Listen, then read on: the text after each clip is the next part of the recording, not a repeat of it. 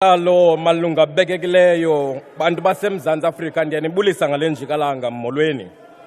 Mr. President, on Thursday evening I sat in these benches in awe of your out-of-touch speech about the reality of South Africa today. In 1994, millions of South Africans believed they would live a better life under the ANC. But today, not in 1994, 30 years later, South Africans have been plunged into a life of dependency, unemployment, and poverty. Since 2018, we have promised interventions in basic education, yet 8 sonas later, nothing has changed. Mr. President, Minister Motshekga has led you to believe that all is well in the education sector, relying on information she gets from air-conditioned boardrooms. You went as far as calling it a silent revolution. Getting quality education in democratic South Africa should not require a revolution, sir. It should be the norm.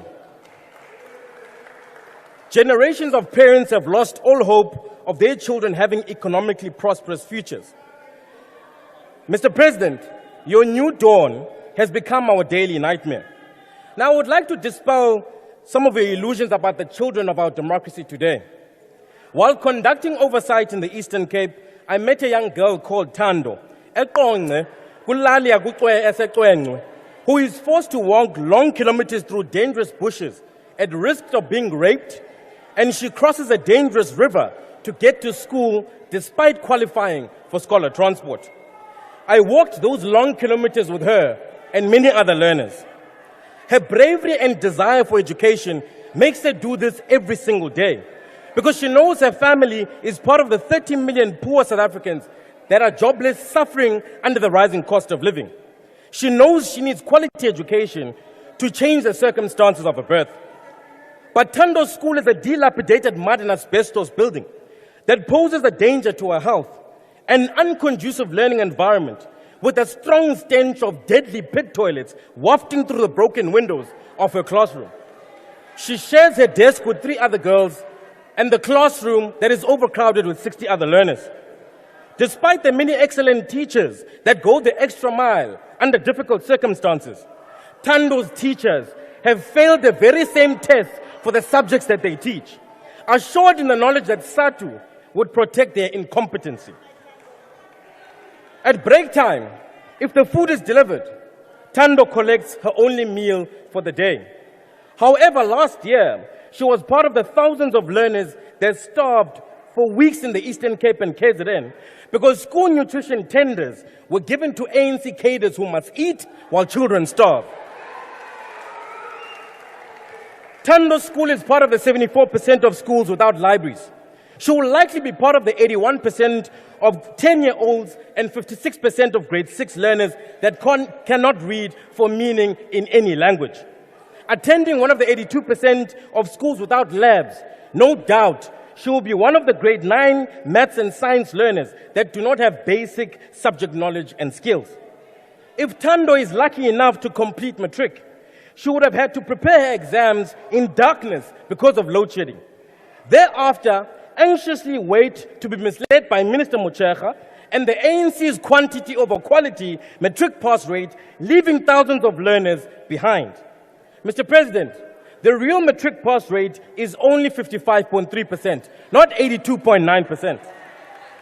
Your government has in fact left behind more than 345,000 learners that dropped out or were discouraged between grade 10 in 2021 and matric in 2024.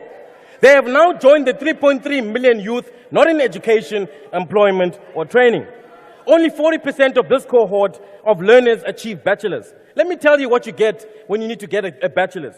You need 4 subjects at 50%, 1 subject at 40%, 2 subjects at 30%, and attain a bachelor's pass. What is worse, you can even fail 1 subject and still get a bachelor's pass. Therefore, a high quantity pass rate with the pass mark this low means little if quantity, depth, and skill are left out of the equation.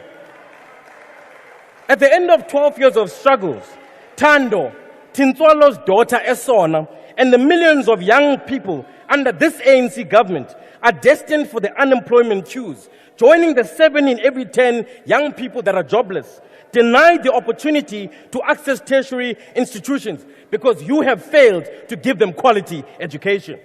You see, Mr. President, you can fool your comrades with your out-of-touch speech, but you cannot fool South Africans.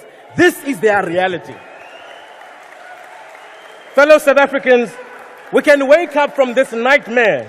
In 2024 elections, you must vote for the DA's blueprint that will rescue the millions of learners from a failing public education system. Whether a child is born in Khayelitsha or Wynberg, whether a child is born in Emlazi or Palito, Alexandra or Sandton, Kuqumbu or Cape Town, they should receive the best quality education. And the DA will ensure that every learner receives 210 full days of school, prioritizing reading, writing, and numeracy at foundation level. Poor quality teaching will be rooted out, and teachers will be tested every 3 years. We will introduce literacy and numeracy assessments at grade 6, 9, and grade 3 to improve quality. Trade union strangleholds on teacher appointments will be broken. Learner dropouts will be curbed, and by introducing a curriculum that is diversified from grade 9 so that learners acquire skills responsive to economic opportunity. Yabona nina ingxaki yenu into yobana nikhathalele ingxaki zamanye amazwe. Nihlulwa ziingxaki zalapha ekhaya. Nihoyene namanye amazwe ningakwazi unika abantwana bethu imfundo esemgangathweni. Kwaye odadewethu kunyanzeleke belele namaqabane ukuze bafumane imisebenzi noba sele befundile. Nithanda ningathandi anibuyi. Madiba was correct. Mr. President, Madiba was correct. Once you climb a great hill, you find many more hills to climb.